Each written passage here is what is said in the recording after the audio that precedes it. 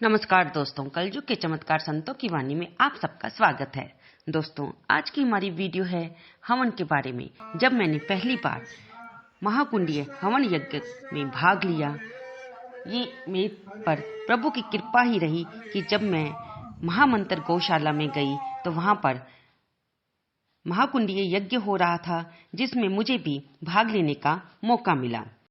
जिस स्थल पर देवताओं का आह्वान पूजन द्वारा उनको अग्नि मुख से वस्तु प्रदान की जाती है, उसी यज्ञ कहते हैं। यज्ञ के लिए सर्वप्रथम भूमि पूजन करके मंडप का निर्माण किया जाता है। फिर सभी दिशाओं में निर्धारित देवताओं का आह्वान पूजन किया जाता है। फिर अग्निदेव की स्थापना करके वस्तु प्रदान की जाती है, उसे हवन कहते हैं। हवन के माध्यम से ही देवताओं को प्रसन्न किया जाता है और हम मनोवांछित फल प्राप्त करते हैं। शास्त्रों में 5 प्रकार के यज्ञ का वर्णन मिलता है। एक ब्रह्म यज्ञ, जिसमें ईश्वर या इष्ट देवताओं की उपासना की जाती है। दूसरा है देव यज्ञ, जिसमें देव पूजा और अग्निहोत्र कर्म किया जाता है। तीसरा है पितृ यज्ञ, जिसमें श्राद्ध कर्म किए जाते हैं। चौथा है वैश्व देव यज्ञ, जिसमें प्राणियों को अन्न जल प्रदान किया जाता है। और पांचवा है अतिथि यज्ञ, जिसमें मेहमानों की सेवा की जाती है। इन सभी में से देव यज्ञ में ही हवन आदि कर्म किए जाते हैं। रामायण तथा महाभारत में भी विशेष यज्ञ का वर्णन मिलता है, जिनमें पुत्रेष्ठी, अश्वमेध, राजसूर्य आदि यज्ञ राजा एवं देवताओं द्वारा किए जाते हैं। नवरात्रि के दिनों में भी अष्टमी या नवमी तिथि के दिन भी हवन का विशेष महत्व है। अब हम जानेंगे कि हवन का यानी यज्ञ का धार्मिक महत्व क्या है। ये परंपरा पौराणिक काल से चली आ रही है। इसका उल्लेख रामायण और महाभारत में भी विस्तार से किया गया है। जब अयोध्या के सम्राट दशरथ को संतान प्राप्त नहीं हो रही थी, तब उन्होंने पुत्रेष्ठी यज्ञ का आयोजन किया था।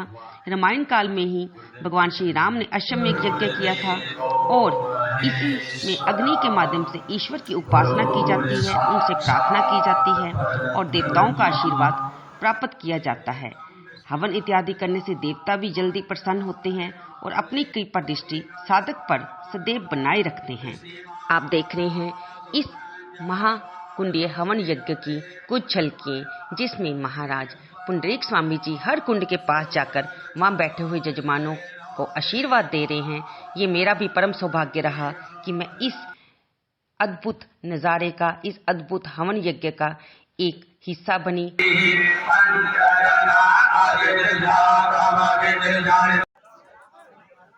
हवन का न केवल आध्यात्मिक महत्व है, बल्कि इसका वैज्ञानिक दृष्टिकोण से भी बहुत महत्व माना जाता है। ऐसा इसलिए क्योंकि शोधकर्ताओं ने ये पाया है कि हवन के प्रयोग होने वाले घी या गुड़ के जलने से ऑक्सीजन का निर्माण होता है। वही हवन का धुआं वायुमंडल को शुद्ध बनाता है, जिसमें करीब 94% हानिकारक जीवाणु नष्ट हो जाते हैं। और वैज्ञानिकों ने हवन पर शोध करते हुए ये भी बताया है कि आम की लकड़ी से फार्मिक एल्डिहाइड के नामक गैस उत्पन्न होती है, जिससे खतरनाक जीवाणु वातावरण से नष्ट हो जाते हैं। हवन से निकलने वाले धुएं से वातावरण में मौजूद कई प्रकार के विषाणु नष्ट हो जाते हैं। वही सारा धुआं बाहर निकल जाने पर भी 24 घंटे तक उस जगह वातावरण में शुद्धता बनी रहती है और साफ हवा व्यक्ति को प्राप्त होती है। आप साथ साथ देख रहे हैं कि किस प्रकार से अब हवन कुंड में अग्नि प्रज्वलित कर दी जा चुकी है मंत्रों सहित। यहाँ पर प्रबंध इतना अच्छा था कि हर कुंड के पास ब्राह्मण देवता को उनको जो भी सामग्री चाहिए थी, चाहे वो घी था, चाहे वो लकड़ियाँ थी, चाहे वो उपले थे, प्रदान की जा रही थी। और इसके लिए भी विशेष सेवादार वहाँ पर उपस्थित थे। वे अपने साथ साथ हवन सामग्री, घी, सारा सामान लिए हुए थे। खीर वगैरह जो कि बाद में नैवेद्य के रूप में यज्ञ भगवान को अर्पित की गई। और इतना अधिक लोग होने के बावजूद भी वहाँ पर किसी भी तरह का कोई परेशानी नहीं थी। सभी आराम से बैठकर यज्ञ कर रहे थे और ऐसे अद्भुत हवन यज्ञ का नज़ारा अपने आप में भी अद्भुत था। एक तरफ महाराज पुंडरीक स्वामी जी अपने परिवार के साथ, गुरु माता के साथ, उन्होंने भी हवन यज्ञ किया और बाकी सभी परिवारों ने भी इस हवन यज्ञ में भाग लिया। और मैं तो ये कहूँगी कि हम सभी लोग बहुत ही भाग्यशाली थे कि हमें गुरुओं के सानिध्य में ये हवन यज्ञ बैठकर करने का सुअवसर प्राप्त हुआ। आप खुद ही देखिए इस सारे प्रोग्राम की कुछ झलकिए।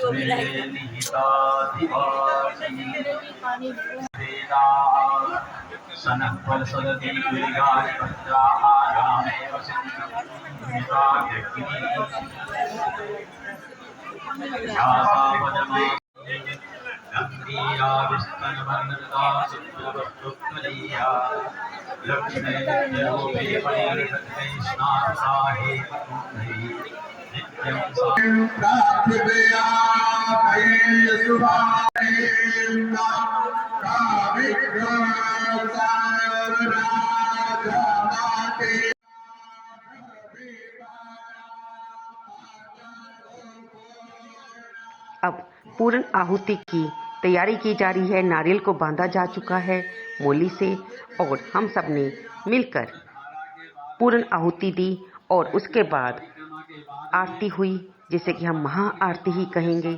यज्ञ भगवान की आरती करके फिर सभी ने प्रसाद ग्रहण किया और बाद में क्योंकि लंगर की व्यवस्था थी, सभी ने लंगर भी छका और सभी प्रसन्न मन से अपने अपने घर आए। सबने यथाशक्ति वहां पर ब्राह्मण देवता को दक्षिणा दी और इस अद्भुत नज़ारे का, अद्भुत दृश्य का भाग बनकर मैं मन ही मन अति प्रसन्न हो रही थी, जिसे मैंने आप सबके साथ शेयर किया। आपको ये वीडियो कैसी लगी, कृपया इसे लाइक करें, शेयर करें और कमेंट बॉक्स में जय श्री हरि लिखना बिल्कुल ना भूलें। धन्यवाद दोस्तों।